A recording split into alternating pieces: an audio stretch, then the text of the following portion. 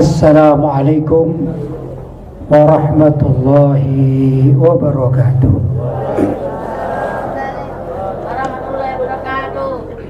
Alhamdulillah, wassalatu wassalamu ala rasulillah Sayyidina Muhammad ibn Abdillah wa ala alihi wa sahbihi wa man wala wa la hawla wa la quwwata illa billah, amma ba'd. Hadratul Mukarramin, ma'asyiral ulama al-fudala, ma'asyiral asatidha al-kurama, bapak-bapak, ibu-ibu, hadirin hadirat yang dirahmati oleh Allah Subhanahu wa taala. Terlebih jajaran pengurus Yayasan Pendidikan Raudhatus Syubban dan tentunya keluarga besar Al-Maghfurlah, orang tua kita yang kita cintai, Al-Mukarram Al-Maghfurlah, Bapak Kiai Haji Hasan Bisri. Mudah-mudahan beliau dan seluruh keturunannya, keluarganya senantiasa mendapatkan ampunan dari Allah Subhanahu wa taala, senantiasa mendapatkan lindungan dari Allah Subhanahu wa taala. Demikian juga kita para pecinta beliau, mudah-mudahan senantiasa kecipratan barokah beliau. Allahumma amin.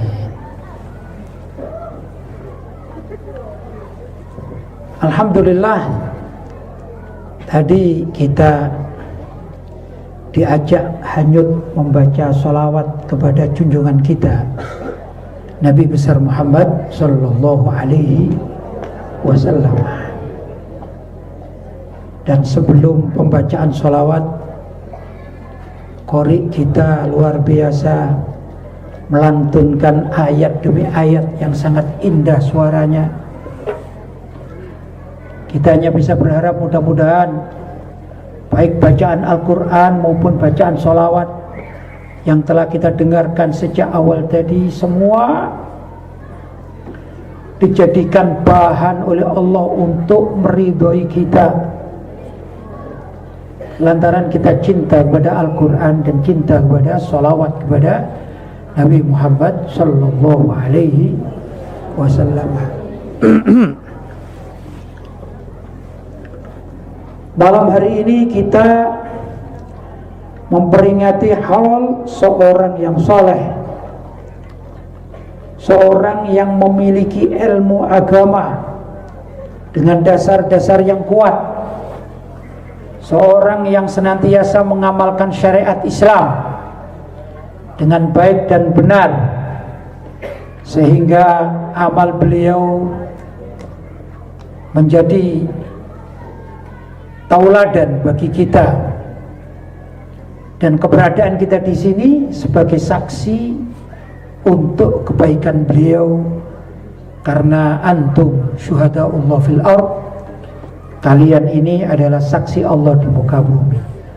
Mudah-mudahan kita dapat bersaksi beliau Al-Maghfurlah Bapak Kiai Haji Hasan Bisri benar-benar sekarang ditempatkan bersama dengan orang-orang yang soleh di sisi Allah Subhanahu wa ta'ala. Syaraful ilmi, keutamaan ilmu yang beliau ajarkan kepada kita semua, ini sudah sangat jelas pengaruhnya, asarnya, bekasnya ada pada kita, sehingga kita malam hari ini yang sudah menjelang dini hari sekali masih segar untuk ikut memeriahkan haul peringatan wafat beliau yang ke berapa? 49. Luar biasa. Bapak-bapak dan ibu-ibu, apa yang beliau lakukan sehingga kita bisa melanjutkan ini tiada lain adalah ajaran dari figur-figur para ulama ahlus sunnah wal jamaah. Kita yakin apa yang kita lakukan malam hari ini tiada lain dan tiada bukan, inilah salah satu warisan dari orang tua kita, sehingga kita mengenal Ahlus Sunnah wal Jamaah. Ini tadi Ustaz berdua ini melakukan namanya tarian sufi. Sufi dari kalimat tasawuf. Tarian sufi ini pada abad ke-13, 1300, abad ke-13 itu digubah atau dimulai oleh seorang ahli tasawuf sufi. Beliau orang yang ahli ibadah, bernama Syekh Jalaluddin Ar-Rumi. Saat beliau mendapatkan kesusahan karena orang tuanya wafat, beliau merenung, kemudian beliau mengingat Allah SWT. Pada akhirnya beliau menghibur diri dengan berputar-putar. Maka akhirnya beliau tetapkan sebagai satu istilah kita tarian sufi. Ini pada abad 13. Sekarang abad berapa ini? Abad ke-14 ya.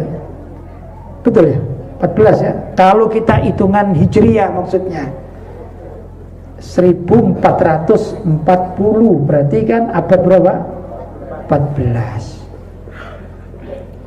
Jadi ini bukan tradisi NU, bukan. Adanya di mana ini? Di Turki. Pusat di Turki. Kalau NU pusatnya di mana? Indonesia. Di Turki nggak ada NU ya. Ada NU di Turki? Nggak ada. Yang ada Ahlus Sunnah wal Jamaah. Kalau orang NU zaman dulu tariannya bukan sufi, menganut tarian Saman. Syekh Saman itu adalah seorang kelahiran Madinah, kemudian ringkas cerita beliau pindah ke Aceh. Kemudian beliau menciptakan satu seni Islami namanya Saman, tarian Aceh. Nah ini dulu diadopsi oleh ulama-ulama NU, dipadukan dengan terbangan Izhari.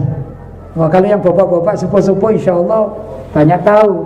Tapi kalau mas-mas ini nggak ngerti Izhari ini ya, banyak yang nggak ngerti. Kalau Saman itu ada yang begini, bacaan sholawat saya nggak hafal ya, tapi dengan apa namanya tangannya begini, begini. Persis seperti yang dilakukan oleh orang-orang Aceh, orang Melayu Aceh. Itu tarian Saman. Syekh Saman Al-Quraisy, beliau Al-Quraisy dari Madinah, kemudian pindah ke mana? Ke Aceh. Kemudian diadopsi oleh tokoh-tokoh ahli seniman NU di zaman dahulu kala. Ya, duluan kalau Syekh Saman itu lahir sekitar tahun 1718 Masehi. Jadi 200 tahun sebelum berdirinya NU, jauh lebih dulu tarian Saman, ya enggak? Nah, kemudian diadopsi. Jadi bukan murni milik orang NU itu, tapi murni milik orang Aceh yang asalnya milik Syekh Saman yang lahir di kota Madinah. Itu begitu. Ya, alhamdulillah sekarang ini adik-adik yang muda-muda ini ya belajar. Tapi kadang-kadang saya juga menyayangkan ini, nun sewu bapak-bapak, ini terbangan Izhari ini sudah hampir punah ya, diganti dengan terbangan Banjari. Ini dari Banjar. Dari mana? Dari Banjar. Kalau terbangan Izhari itu yang dibaca maulidnya Maulid Daibah Syekh Abdurrahman Ad-Daibai dari Damaskus beliau.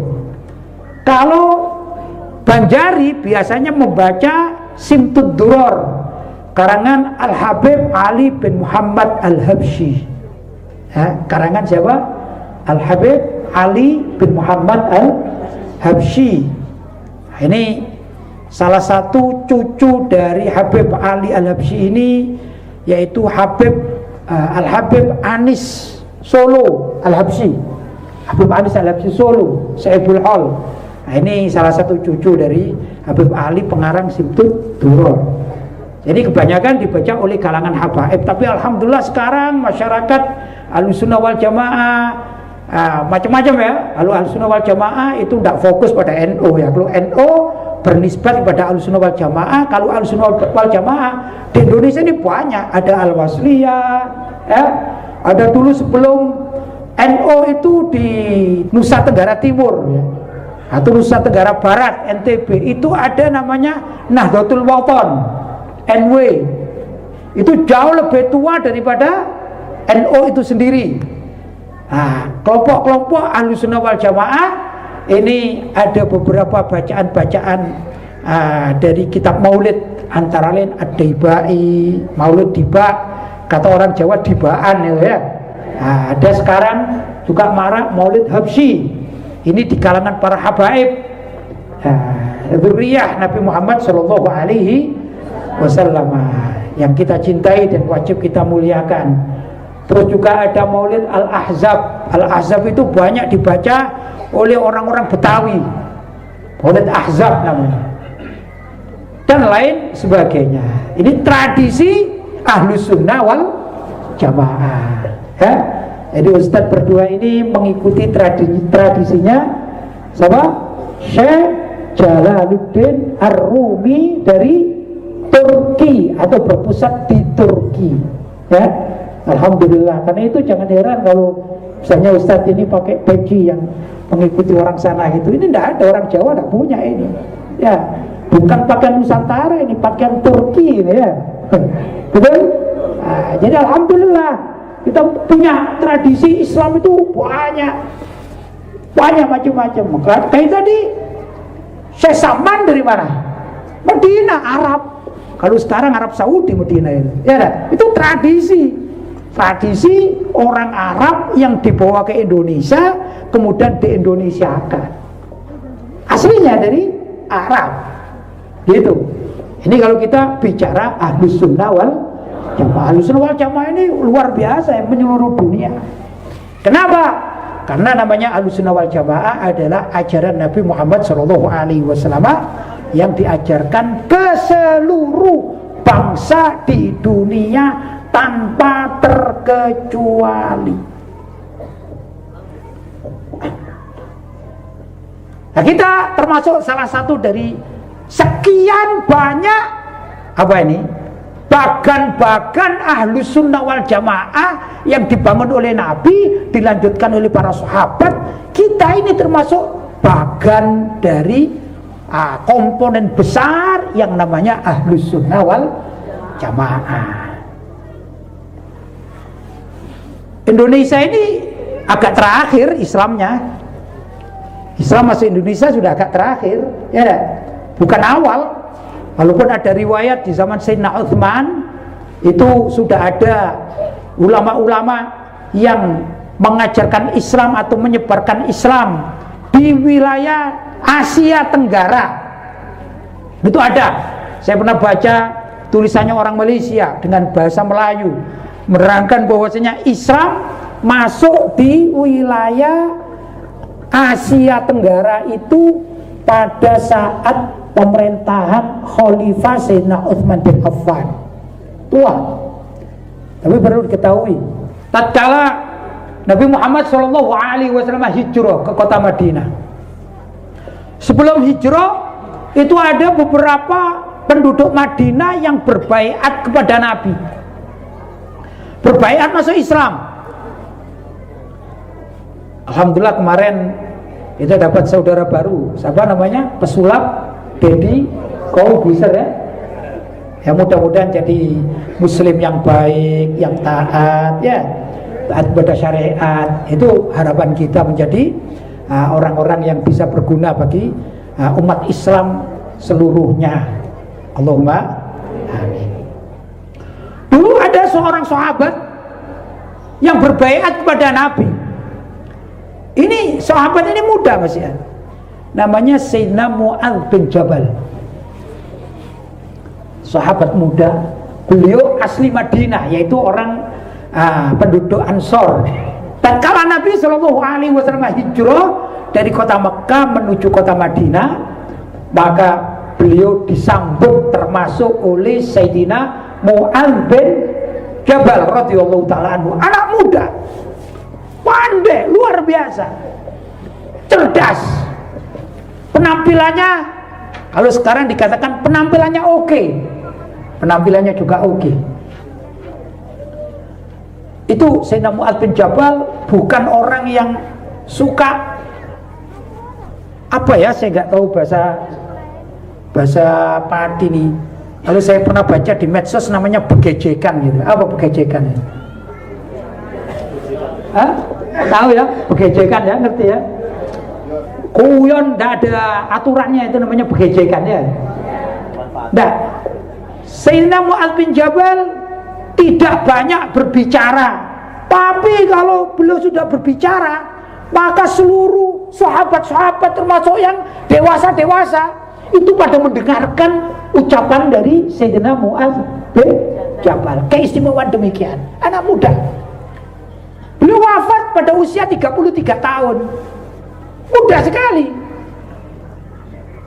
jauh lebih muda daripada saya. Kalau saya sekarang berapa ya, lupa ya, kayak 14 mungkin saya kayaknya ya.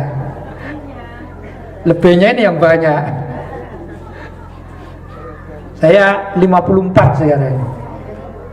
Jadi ini separuh dari usia saya wafat.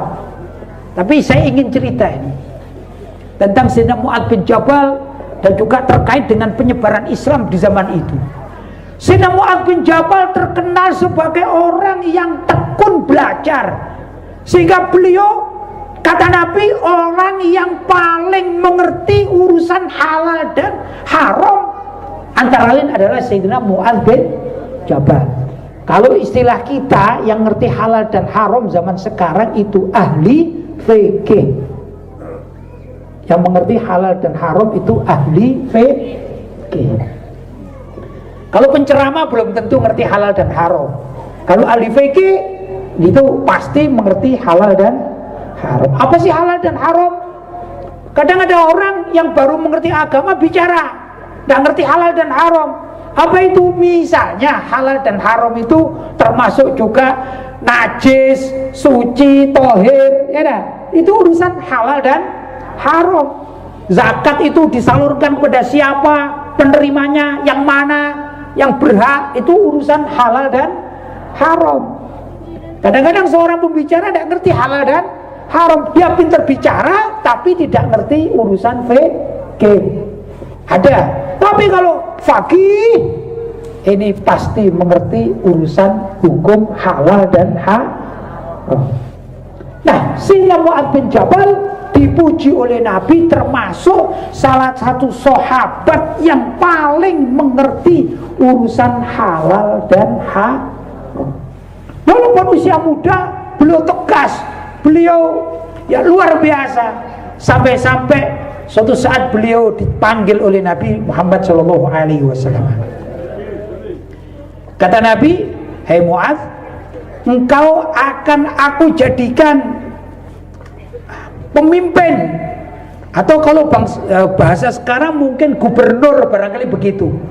"Engkau akan aku angkat menjadi gubernur Yaman." Delegasi ke Yaman.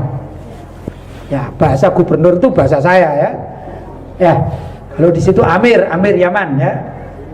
Kemudian Nabi bertanya, "Wahai Mu'adz, kalau nanti kamu sudah sampai di Yaman, kemudian di sana engkau mendapatkan problem yang dihadapi oleh masyarakat, maka gimana cara engkau menyelesaikannya?"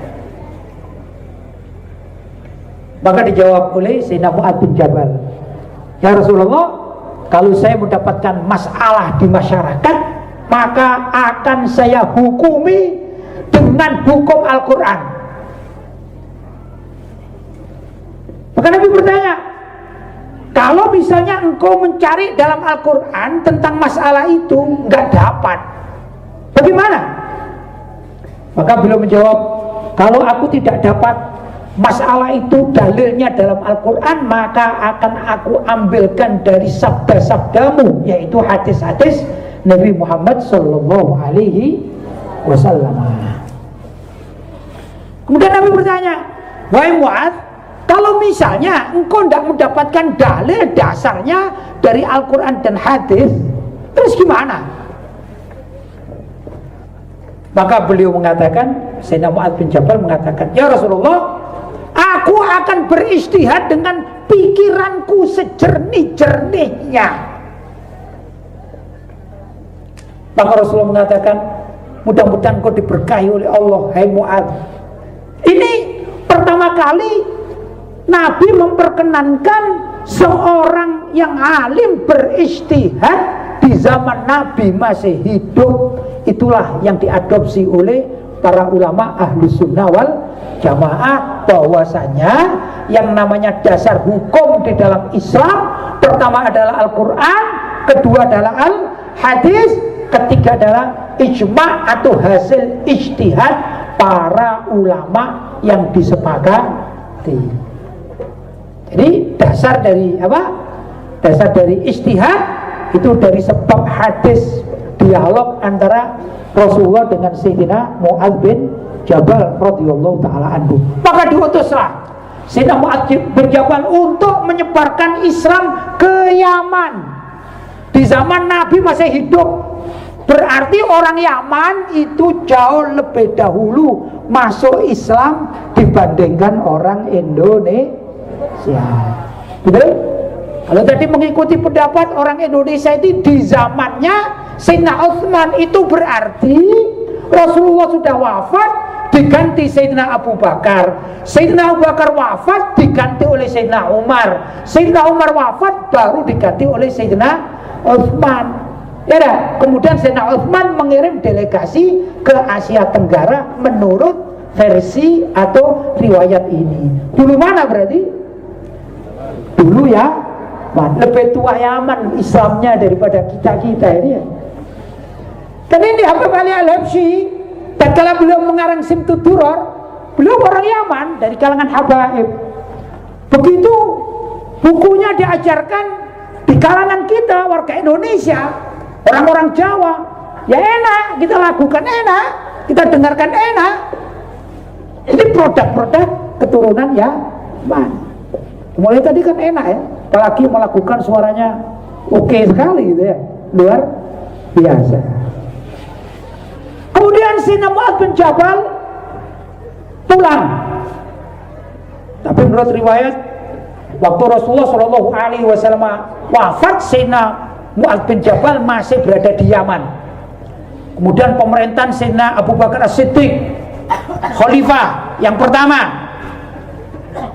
Kemudian ditariklah Sayyidina Mu'adz bin Jabal. Kemudian di zamannya Sayyidina Umar bin Khattab, ini Sayyidina Mu'adz bin Jabal juga masih tetap diutus untuk berdakwah. Ada di Yordan, masuk Yordan. Jadi Islam masuk Yordan di zaman tersebut. Kemudian masuk ke Urdun. Masuk ke Urdun juga. Masih muda. Sampai suatu saat di Urdun itu ada suatu kejadian, masyarakatnya terkena wabah penyakit yang banyak menular dan menyebabkan masyarakat meninggal dunia. Kalau di Indonesia pernah ada flu burung gitu ya, mati sana sini sana, apalagi flu burung, flu apa lagi ya, flu babi pernah ya. Terus sudah babi itu harum, ada flu-nya lagi ya. Nah, di sana juga demikian di Urdun. Maka Sayyidina Mu'adz bin Jabal termasuk salah satu korban yang terkena sakit wabah sehingga beliau meninggal dunia di saat usia 33 tahun. Itu beliau menyebarkan Islam sampai keluar negerinya Madinah, karena pusat pemerintahan Islam saat itu adalah Madinah Al-Munawwarah. Nah, ini ajaran-ajaran semacam demikian itu adalah ajaran Ahlus Sunnah wal Jamaah. Karena tatkala Nabi mengatakan Ahlus Sunnah wal Jamaah al-firqatun najiyah, beliau ditanya apa al-firqatun najiyah yang selamat itu? Beliau mengatakan ma ana alaihi wa ashabi, yaitu ajaran Islam yang aku mengajarkan di situ dilanjutkan oleh para sahabatku. Salah satu sahabat Nabi yang tadi saya ceritakan adalah Sayyidina Mu'adz bin Jabal radhiyallahu taala anhu. Beliau menyebarkan Islam di Yaman. Berarti apa? Berarti negeri Yaman itu mayoritasnya pengikut Sayyidina Mu'adz bin Jabal, dan ini juga alirannya aliran Ahlus Sunnah wal Jamaah. Di Yordan, di Urdun, dan beberapa tempat di Syam.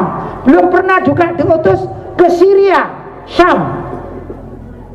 Ini atas prakarsa Sayyidina Mu'adz bin Jabal, sehingga penduduk Syam atau Syria itu juga mayoritas bermazhabkan Ahlus Sunnah wal Jamaah. Jadi kalau kita bicara Ahlus Sunnah wal Jamaah, jangan cuma bicara Indonesia, ya dah. Karena masih banyak kawan-kawan kita, saudara-saudara kita yang berada di luar negeri, mereka sealiran. Ya paling tidak tadi ada satu tarian yang bisa diadopsi luar biasa. Nah, oleh masnya berdua ini, ya Ustadz berdua ini mengadopsi tarian apa namanya? Tarian Sufi yang digubah oleh Syekh Jalaluddin Ar-Rumi yang berpusat di Turki. Jelas ya? Bukan orang Nusantara, bukan ya? Bukan orang Asia Tenggara, betul? Tapi orang Ahlus Sunnah wal Jamaah. Ini yang paling tidak senang ada tarian gini. Orang Wahabi paling tidak senang. Ini tarian-tarian gini ini paling tidak senang orang Wahabi. Termasuk tarian Saman. Kalau Ahlus Sunnah wal Jamaah bisa menerima. Mau di Turki, mau di Mesir. Saya alhamdulillah sudah masuk Turki, saya masuk Mesir. Saya pernah melihat orang Mesir juga melakukan tarian sufi. Kalau di Turki maklum karena memang pusatnya ya. Nah, karena itu kalau kita bicara Ahlus Sunnah wal Jamaah harus luas. Dan alhamdulillah saya juga punya rutinan di Malaysia. Di sana bertemu sama orang-orang Melayu. Orang Melayu di Malaysia itu juga mazhabnya sama dengan kita. Kiblatnya orang Malaysia ini Wali Songo. Dan di antara orang Malaysia itu banyak yang ziarah Wali Songo, keliling Wali Songo. Tapi mereka tidak kenal NU mereka. Kalau orang Indonesia yang bekerja TKI, TKW di Malaysia banyak orang NU. Tapi kalau orang Malaysia asli tidak ngerti. Kadang bertanya sama saya, sampean itu orang NU? Saya bilang bukan, saya bukan MU gitu ya. Nanti pemain bola saya. Jadi mereka tidak ngerti penduduk asli mana Malaysia tidak ngerti NU, tidak ngerti NU, ngertinya apa? NU. Oh bukan, saya bukan NU, saya MU gitu ya. Pemain bola jadi ya. Ya itulah. Maka di Malaysia pun di sana sekarang mulai hampir sama istilahnya, menggunakan istilah orang Indonesia aswaja. Itu aswaja kan singkatan Ahlus Sunnah wal Jamaah. Kalimat aswaja produk Indonesia, aslinya Ahlus Sunnah wal Jamaah. Ini diadopsi oleh orang-orang Melayu Malaysia. Jadi orang Malaysia ini ngerti aswaja. Oh saya juga aswaja. Apa aswaja? Ahlus Sunnah wal Jamaah. Itu ngerti. Orang Singapura juga begitu, orang Brunei ya sama, hampir sama. Melayu-Melayu Brunei ini taunya aswaja itu lumayan, sebagian mereka tidak ngerti aswaja. Apa aswaja? Ahlus Sunnah wal Jamaah. Oh, Ahlus Sunnah wal Jamaah. Begitulah Islam ini sangat luas. Islam sangat luar biasa, diterima di mana saja. Ini ada Islam yang dulu diajarkan oleh Rasulullah SAW, sekaligus dilanjutkan oleh para sahabat. Kemudian para sahabat mengajarkan kepada murid-muridnya, yaitu para tabi'in. Kemudian para tabi'in mengajarkan murid-muridnya sampai kepada para ulama salaf. Nah, di kalangan para ulama salaf ini juga macam-macam ini ya. Oh, macam-macam apa? Bukan alirannya, maksudnya daerahnya macam-macam. Ini sering diadopsi juga oleh kita bangsa Indonesia. Contoh misalnya, Imam Nawawi itu siapa sih namanya? Siapa Pak namanya? Muhammad Syarafuddin An-Nawawi dari daerah Nawa. Kemudian diadopsi. Orang Indonesia ini luar biasa, pecinta ulama. Subhanallah. Maka punya anak diberi nama Imam Nawawi. Masih kecil sudah jadi imam ini ya. Ada namanya Imam Nawawi? Banyak. Padahal nama aslinya beliau siapa? Muhammad Syarafuddin An-Nawawi. Tapi karena ingin tabarukan dengan imam dari negeri Nawa, maka diadopsilah tersebut menjadi Imam Nawawi. Ini tetangga kita ya, ada orang kampung sebelah ya. Ada orang Indonesia namanya Bukhari. Banyak. Itu daerah Bukhara. Orang Bukhara. Siapa namanya? Muhammad juga. Namanya Muhammad dari Bukhara. Bukhara itu kalau sekarang di Rusia. Orang Rusia ini. Tapi diadopsi oleh orang Jawa, akhirnya punya anak. Siapa namanya anakmu? Alhamdulillah, Muhammad Bukhari. Begitu lahir sudah besar, jalannya Cabu. Cabu jadi Imam Bukhari panggilannya Cabu ini. Kandu kayak gitu ya. Ya itulah keyakinan orang Indonesia. Alhamdulillah itu baik kepada baik sekali. Tapi kalau kita bicara Islam, alhamdulillah nggak ada sekat. Mau di Indonesia, mau di Turki. Nah tadi orang Turki pakaiannya masuk ke mana di Pati ya deh. Luar biasa, tarian Turki masuk di Pati. Betul. Jadi kita nggak asing bagi kita. Ya harusnya begitu. Katanya Islam ini kan rahmatan lil alamin, bukan rahmatan lil Pati. Nah, cuman orang Pati saja muslim enggak. Tapi rahmatan lil alamin semuanya. Ini mereka juga memiliki dasar-dasar keagamaan yang sangat luar biasa. Ya kalau boleh cerita, alhamdulillah saya dulu belajar di Mekah. Guru utama saya Abu Yazid Muhammad bin Alawi Al-Maliki. Kalau di daerah sini di Sarang ya, putra-putra Mbah Maimun itu ada yang ya kawan saya. Kiai Najih Maimun itu ya kakak kelas saya. Terus adik beliau, bukan adik beliau, Gus Rauf itu juga itu adik kelas saya. Sama-sama dulu di Mekah. Loh, waktu kami di Mekah bukan belajar kepada satu guru. Saya samanya berbeda-beda. Saya punya guru dari Turki, namanya Syekh Abdurrahman Al-Kurdi. Ngajar tasawuf beliau. Saya juga punya guru, maksudnya guru kelas. Guru kelas itu ada yang dari Palestina, guru Quran. Ya alhamdulillah bisa berinteraksi dengan orang Turki, orang Palestina, hafid beliau. Namanya Syekh Abu Jamil. Dan masih banyak. Ada yang dari Yaman dan lain sebagainya. Ya sama. Begitu saya pulang, apa yang saya dengarkan dari guru-guru saya di sana sama dengan apa yang saya dapati di pondok-pondok di Indonesia. Tidak berbeda. Contoh apa misalnya yang nggak berbeda? Oh, makan ayam goreng itu halal misalnya. Ya, makan ayam goreng halal. Kalau makan sate anjing itu haram. Kalau tempe, di sini ada tempe, di sana nggak ada tempe, ya ada. Bedanya sedikit. Tapi aturan fikih itu sama. Saya belajar juga kepada Syekh Ahmad Rukaimi, itu mufti Syafi'i Yaman. Saya 3 tahun berguru sama beliau. Ajarnya sama. Ya pelajarannya ini Fathul Qorib. Apa? Bukan Fathul Qorib.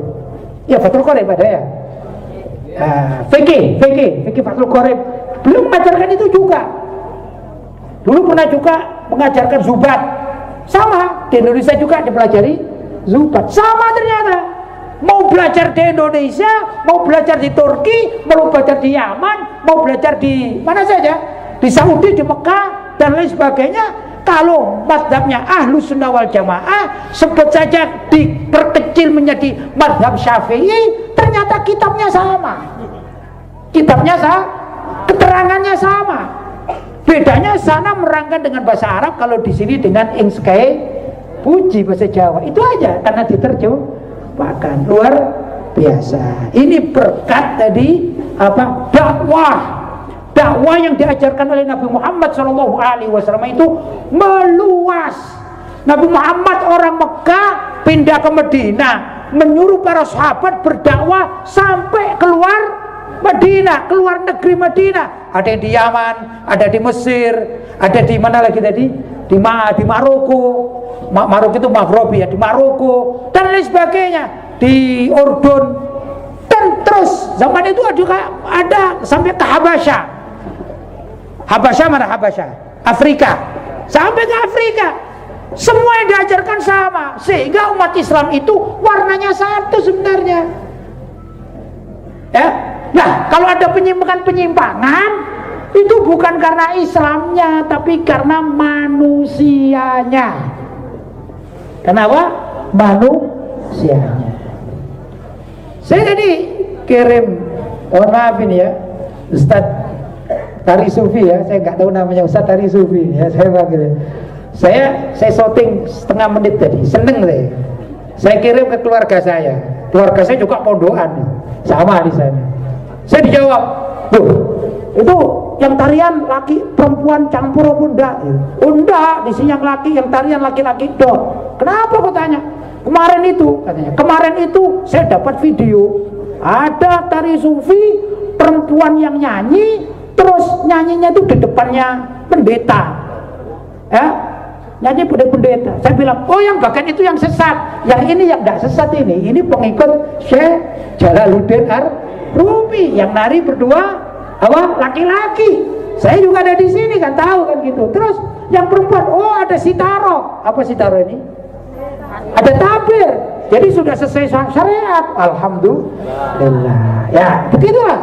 Maka kalau ada yang sesat, bukan tarian sufinya yang sesat, oknumnya. Apa? Oknumnya. Contoh misalnya, saya sekarang pakaian Bismillahirrahmanirrahim, entah bener entah tidak bener, maksudnya pas apa tidak pas, pokoknya saya husnudzon. Apa itu? Dulu Rasulullah pakai imamah, ya cuma nggak tahu model imamahnya persis punya saya ponda, kan tentu tidak sama. Saya lillahi ta'ala belajar ini mengikuti Rasulullah saja lah, mengikuti. Pakai jubah juga. Nah sekarang pakaian gini ini kan pakaian sunnah, betul? Tapi kalau ada orang seperti saya ini sekarang pakaian begini kemudian merampok, yang salah pakaian sunnahnya apa oknum merampoknya? Oknum merampoknya. Itu yang mestinya demikian. Bukan apa ini pakaian imamah, pakai jubah, pakai sorban ngerampok. Orang Islam memang merampokan, loh bukan Islamnya. Itu oknum. Oh, ini pakai Ahlussunnah wal Jamaah. Iya. Ini yang pakai sufi ini pakai Ahlussunnah wal Jamaah. Iya. Cuman ini versi Arab, ya. Ini versi Turki. Ini Ustadz ini pakai putih sama batik. Ini versi Indonesia. Ahlussunnah wal Jamaah. Bukan yang batik lebih afdal daripada yang peci tinggi hijau ini karena pakaian sufi dari Turki, ya dah. Bukan sufi Turki ngaku, saya adalah orang sufi dari Turki, pakaiannya maksudnya lebih baik daripada mbak sampean. Saya bilang ini pakaian Rasulullah, gak selesai akhirnya, mau nyerai di situ tuh karen. Ini kenapa nggak paham biasanya, ya dah. Kalau orang paham, oh ya yang gini benar karena ini memang dulu yang ngajari juga orang sufi, orang alim, maka ditiru. Dibawalah ke Indonesia. Tapi saya nggak tahu kalau naik motor kan susah ya, kasih helm gitu susah ya, Ustaz ya. Saya pun juga ini lebih mahal dari helm ini. Saya nyarinya di Mekah ini waktu haji dulu ya. Nah, kalau yang demikian, kebetulan di Indonesia ya pakai begini, tidak masalah. Pokoknya aja ilo-ilo anu iki sing gawe iki jare niki paling iki Bang. Jangan, bukan itu. Nabi tidak mengajarkan demikian. Betul? Betul? Nah, ya ikhwan, nah kita saya tadi nggak tanya gitu. Kalau kiai nggak ada fotonya ya, orang dulu dapat di foto. Ya, kalau Kiai sama almarhum Kiai Hasan Bisri pakainya gimana ini? Pakai jas sama sarung. Oh, berarti kalau zaman dahulu kala seperti Pak Yasin Blitar ya, sukanya pakai jas sarung gitu, pecinya hitam gitu ya. Terus apa perlu dipermasalahkan gitu? Kamu kok pakai jas, pakai sarung, ngapain aja? Usah begitu kan? Enggak. Ternyata ilmunya manfaat, sehingga kita malam hari ini bisa kumpul di sini berkat daya tarik beliau, betul? Manfaat untuk umat. Jadi yang terpenting adalah khairun nas anfa'uhum linnas. Sebaik-baik orang itu yang memberi manfaat kepada orang lain. Tidak ada istilahnya Nabi, kamu dari Turki, kamu nanti sebagai orang yang terbaik tatkala sudah zamannya mau kiamat. Oh, enggak ada. Ada. Kamu dari Madura, kamu yang terbaik dibanding orang Jawa. Enggak. Kamu Jawa Tengah lebih baik dari Jawa Timur. Saya pulang Pak, bilang gitu. Saya Jawa Timur ya. Enggak. Semuanya sama kok. Yang penting tidak melanggar syariat. Yang paling rusak adalah yang melanggar syariat. Apa itu syariat? Aturan Allah dan aturan Rasulullah Sallallahu Alaihi Wasallam. Betul? Cuman ada satu yang lebih baik, itu adalah kalau tidak sunnatul Rasul adalah da'bus salaf. Ada suatu hal yang lebih baik, bukan semuanya jelek, bukan. Contoh saya katakan gini ya, saya contoh aja dalam pandangan kriteria saya, ini air jeruk nipis, ini air jahe ya. Dalam standar saya lebih mengutamakan air jahe daripada air jeruk nipis. Saya coba dulu ya, bismillah.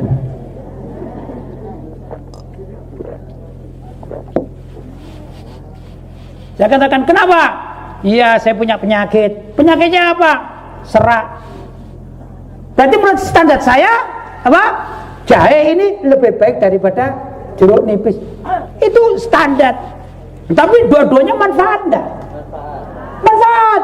Ini saya minum juga. Yang tengah belum ini ya, nanti bagiannya ya. Nah, Nabi Shallallahu Alaihi Wasallam mengajarkan semua ini baik, dua-duanya ini baik, ini Islam baik. Cuman kata Nabi, saya gambarkan ya, lebih mudah takribul faham. Nabi tidak mengatakan demikian, cuman saya gambarkan ibarat Nabi mengatakan begini, berhubung aku ini serak, maka aku lebih suka minum jahe ya. Bismillahirrahmanirrahim. Nah, kita sebagai umat Nabi, gitu loh. Kita sebagai umat Nabi ada tuntunan. Apa itu tuntunan? Kalau engkau melihat apapun yang dilakukan oleh Nabi yang sifatnya bukan khususiyah, maka andai kata engkau ikuti, itu adalah yang terbaik. Asalkan bukan khususiyah. Nanti saya terangkan khususiyah. Maka dalam dua pilihan ini, andai kata ya, permisalan, andai kata Nabi memilih air jahe, sedangkan yang Sayyidina Abu Bakar As-Siddiq memilih air apa? Jeruk, maka kita umat Islam zaman sekarang, bila mana ada dua pilihan, yang satu air jahe, yang satu air jeruk, yang ini namanya sunnatul Rasul, yang ini namanya da'bus salaf, kebiasaan orang salaf ya. Yang satu misalnya ini air putih, misalnya air putih, misalnya ya, nggak ada yang minum. Rasulullah nggak minum, Sayyidina Abu Bakar nggak minum, Sayyidina Umar nggak minum, ulama-ulama zaman dahulu nggak minum. Yang diminum cuma dua ini toh, yang ini ditelantarkan misalnya ya. Maka kita sebagai umat Islam sebaiknya, pertama, kalau memang masih bisa pilih air jahe, karena ini kesukaan Nabi, maka tatkala kita minum bismillahirrahmanirrahim ittiba'an bin Nabi, saya mengikuti Nabi. Walaupun misalnya berbeda sedikit, tatkala Nabi bikin air jahe itu gulanya 2 sendok, kita tidak punya gula, bikin air jahe cuma 1 sendok, ukurannya gak sama, tapi tetap namanya air jahe. Itu jauh lebih mulia, lebih afdal daripada memilih air jeruk. Tapi kalau kita ini tidak ada, ini air jahe nggak ada, adanya air jeruk dengan air putih. Berhubung Sayyidina Abu Bakar As-Siddiq meminum air jeruk, sedangkan air putih beliau kesampingkan, maka andai kata ada 2 pilihan, ya, ada air putih dengan air jeruk, kita nggak ketemu air jahe yang diminum Rasulullah, nggak ketemu, maka da'bus salaf, kebiasaan ulama salaf itu jauh lebih baik diikuti. Artinya kita jauh lebih mulia meminum air jeruk dibandingkan meminum air putih yang tidak dicontohkan oleh ulama salaf. Itu tata cara Ahlussunnah wal Jamaah beramaliyah. Kalaupun di sini misalnya ada minuman baru, ini apa ya, minuman baru? Sprite, misalnya minuman anak sekarang, soft drink, apa? Fanta, soft drink, pokoknya kayak gitu-gitu. Ya dah, kebiasaan orang-orang sekarang, ini orang barat yang bikin ini. Kalaupun gak usah dibandingkan dengan sunnatul Rasul, dibandingkan dengan da'bus salaf, kebiasaan ulama salaf, ya jauh ini lebih afdal daripada minum soft drink, Fanta, Sprite dan lain sebagainya. Ya, kalau misalnya ini minuman sehat namanya air putih, di Indonesia diminum oleh orang Islam, sedangkan ini produk barat milik orang kafir, ya nggak jelas halal haramnya, nggak jelas. Gimana kalau kita suruh pilih air putih atau pilih soft drinknya tadi itu? Maka kita pilih air putih bersama umat Islam yang mayoritas, ini jauh lebih mulia dibandingkan yang kita mengikuti kebiasaan orang-orang di luar Islam. Walaupun setelah diteliti ini, ternyata air ini nggak haram, biasa saja, cuman kebiasaan orang kafir, menjadi kebiasaan orang kafir. Maka yang menjadi kebiasaan umat Islam ini jauh lebih afdal. Tatkala Nabi Shallallahu Alaihi Wasallam, ini kebetulan kan masih setengah Idul Fitri ya, mendapati masyarakat merayakan Idul Fitri, salah satu wasiat Nabi kepada umat Islam, kaum muslimin, laki-laki maksudnya, itu beliau mengatakan begini: hari ini adalah Yaumul Farah, ini adalah hari kemerdekaan, hari kemenangan. Kemudian bagi kalian, hai orang-orang muslim, laki-laki, jangan kalian menggunakan cincin atau gelang atau aksesoris yang terbuat dari emas-emasan. Juga kalian jangan menggunakan kain yang terdiri dari sutra bagi orang laki-laki. Kata Nabi, lahum fid dunya walana fil akhirah. Itu emas-emasan untuk kaum laki-laki, lahum fid dunya, itu adalah haknya orang kafir di dunia, walana fil akhirah, bagi kita kelak akan diberikan di akhirat. Sutra pun demikian, sutra itu lahum fid dunya walana fil akhirah. Jadi Nabi memilah-milah, itu pakaiannya orang kafir di dunia, jangan dipakai, sedangkan kita umat Islam besok mendapatkan di akhirat. Sehingga sutra dan emas diharamkan untuk orang laki-laki. Jadi Nabi sendiri yang ngajari, ini kebiasaan orang kafir, jangan diikuti. Jangan diikuti kebiasaan orang kafir. lahum fid dunya walana fil akhirah. Nah, kalau kebiasaan umat Islam, berhubung nggak ada yang terbaik, air putih, ya tidak apa-apa air putih, ya dah. Karena menjadi kebiasaan orang Islam. Contoh, kalau saya terapkan dalam dunia apa ya, hari raya Idul Fitri, orang Islam biasanya orang Indonesia ini kalau Lebaran ini masak ketupat, kan kebiasaan kita, ya dah. Jadi bagaimana kalau ada soft drink bikinan orang Barat kafir dengan makan ketupat dengan dawet, ya biasanya, ya gimana yang bagus? Ya ini makanan kita, ya dah. Lebih bagus lagi pergi ke Mekah cari zam-zam sama kurma. Kenapa? Karena zam-zam sama kurma ini makannya Rasulullah, juga makanannya Sayyidina Abu Bakar As-Siddiq. Berhubung di Mekah nggak ada kolak pisang, adanya di Indonesia, dan kolak pisang ini mayoritas adalah produk Muslim Indonesia, betul?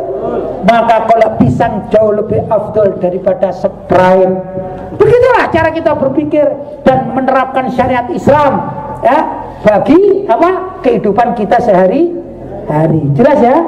Jelas Bu ya? Jelas? Saya tambah satu cerita.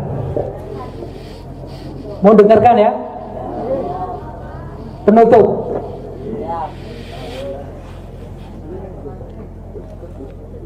Orang Islam itu boleh berpikir duniawi, itu boleh. Maksudnya gimana berpikir duniawi? Ya kepingin soge gitu tuh boleh, nggak ada yang melarang, nggak ada yang melarang.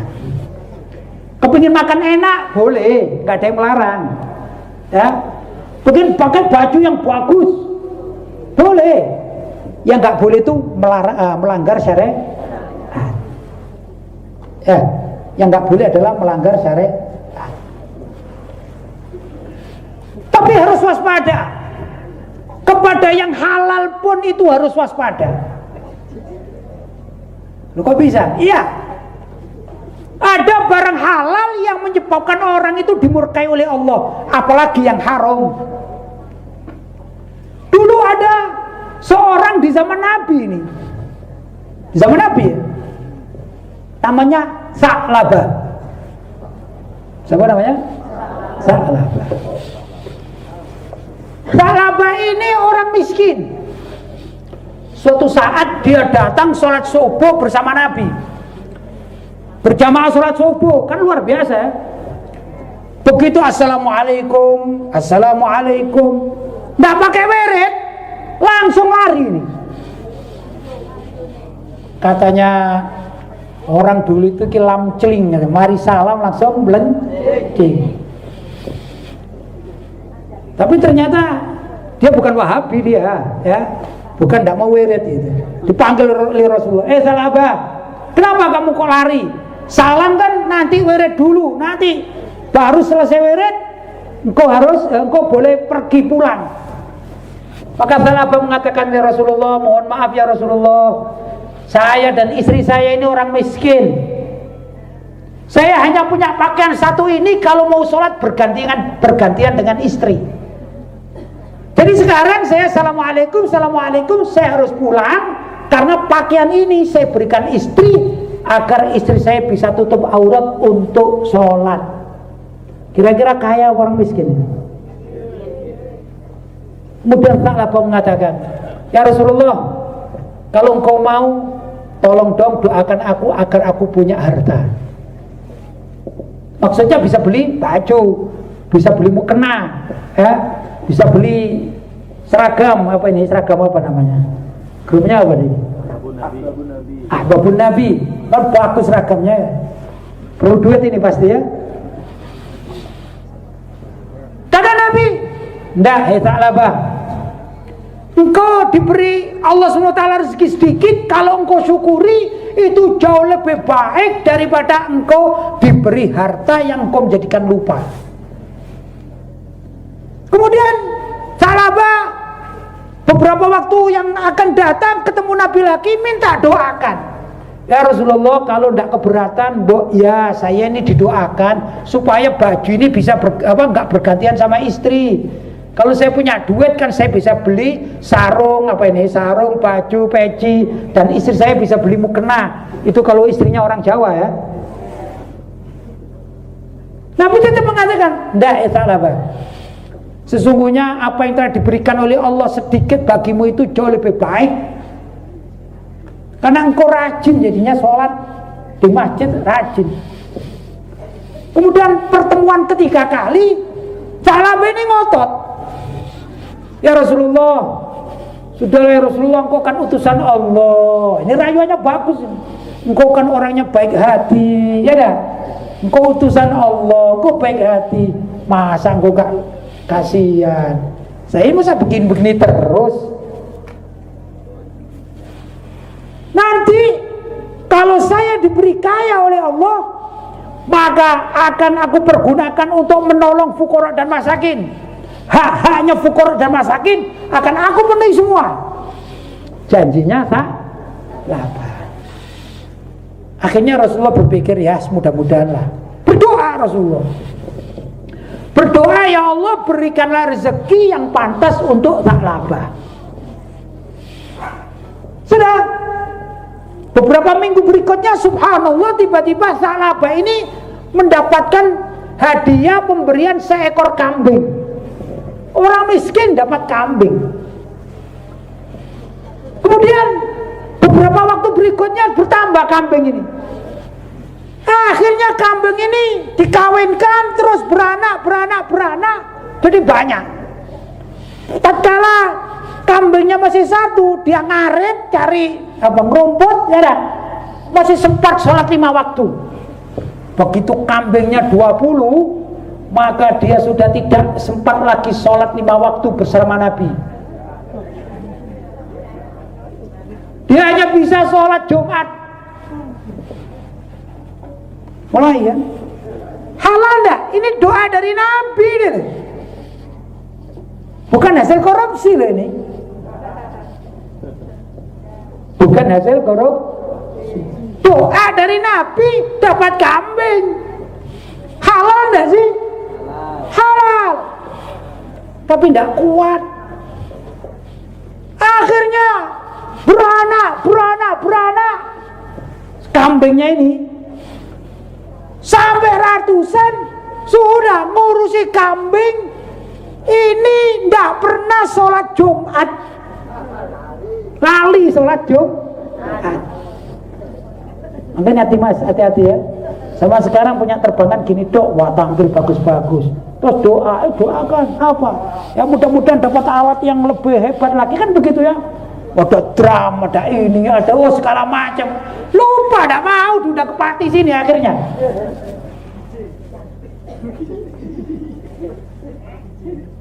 Nah, suatu saat Nabi ini ingat, oh iya, kita kan punya kawan namanya Sa'labah ya. Iya ya Rasulullah, kata para sahabat. Itu gimana Sa'labah? Katanya dia ini menjadi orang kaya, jadi bos ya, dan kambingnya ini banyak sekali. Zaman itu namanya kaya, itu kaya namanya menjadi arbabul mawashi. Mawashi itu binatang ternak. Jadi pemilik binatang ternak yang banyak itu adalah orang-orang kaya. Kalau zaman sekarang kaya itu rumahnya bagus, mobilnya berapa, kan gitu kan ya. Kalau zaman itu tidak ada mobil ya. Zaman itu kudanya berapa, ontanya berapa, kambingnya berapa. Itu orang kaya namanya. Kebunnya juga berapa, jumlah kormanya berapa, begitu zaman tersebut. Akhirnya Rasulullah SAW mengutus sahabat, ya salah satu sahabat, untuk mengingatkan Sa'labah, karena Sa'labah ini sudah waktunya bayar zakat. Sudah waktunya bayar zakat. Sesuai dengan ayat Al-Quran yang turun, maka Nabi berkirim surat kepada Sa'labah melewati sahabat-sahabatnya. Setelah ketemu para sahabatnya dengan Sa'labah, bilang Sa'labah ini, oh ini ya, pemungutan pajak ya. Pemungutan pajak. Tak pikir-pikir dulu, nggak aku yang bekerja kok dicari pajak. Bukan sekedar tidak sholat fardu 5 waktu, juga tidak Jumatan, mulai jadi pelit kekir. Pelit. Sudah. Sampai turun ayat mengingatkan Sa'labah. Di antara orang-orang itu, ayat-ayat Al-Quran yang maksudnya di antara orang-orang itu ada orang yang tatkala dia tidak punya uang, dia minta berharap-harap kepada Allah. Begitu Allah menurunkan rezekinya, maka orang itu berpaling dan jadi kikir, tidak taat kepada Allah. Sudah, Nabi kirim surat, diberikan kepada Sa'labah. Kemudian Sa'labah ini diberitahu oleh sahabat-sahabat yang lain bahwa engkau telah ditegur oleh Allah lewat ayat-ayat Al-Quran.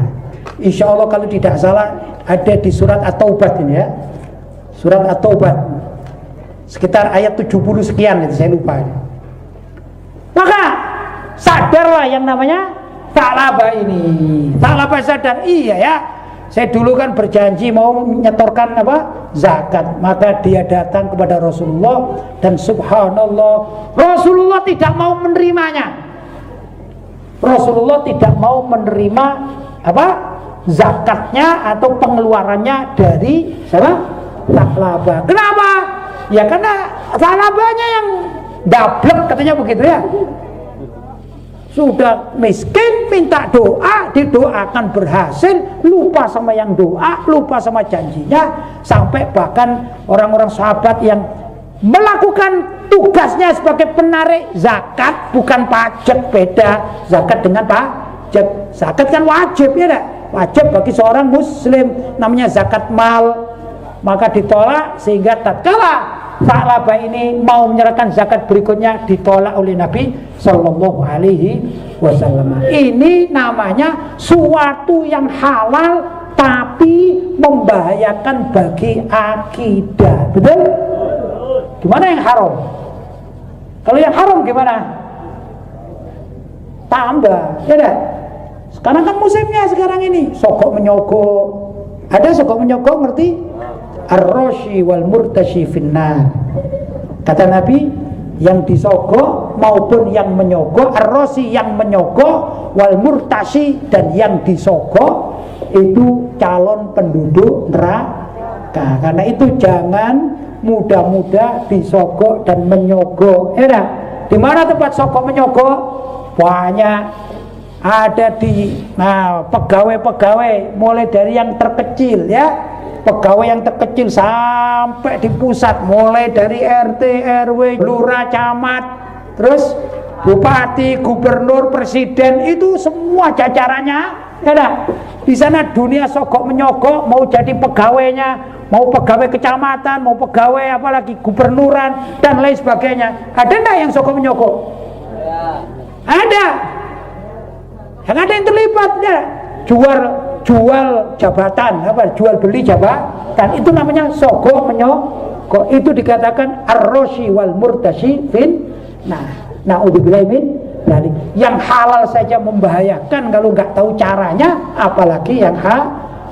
Bapak-bapak dan ibu-ibu yang dirahmati Allah SWT, mudah-mudahan sedikit apa yang saya sampaikan ini bisa mengingatkan kita, sehingga kita mempunyai pemandangan yang luas terhadap Islam dan ajaran Islam ya, akidah Islam, akidah Ahlussunnah wal Jamaah, sehingga kita bisa apa yang dilakukan oleh para sahabat Nabi ya yang bagus-bagus kita ambil, kita jadikan sebagai suri tauladan. Apalagi yang dilakukan oleh Nabi Muhammad Sallallahu Alaihi Wasallam. Bapak-bapak dan ibu-ibu yang dirahmati Allah, barangkali itu yang dapat saya sampaikan. Mungkin ada hal-hal yang kurang tepat, saya mohon maaf yang sebesar-besarnya. Hadza ma aqulu lakum wal 'afwu minkum. Wassalamualaikum warahmatullahi wabarakatuh.